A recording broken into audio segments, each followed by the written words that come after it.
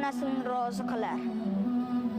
Ona buyuk, muqaddas, shubha yo'q bu fikrga. Biroq otamiz ham bor, ular ham jannat. Ona deymiz-u otamiz qoladi yolg'iz. Ular bo'lmaganida bo'lmasdi-ku o'g'il qiz. Bu ko'rkam zamonlarda ayol aziz mukannam, erkaklarga so'z qolmas, go'yo emas-ku odam.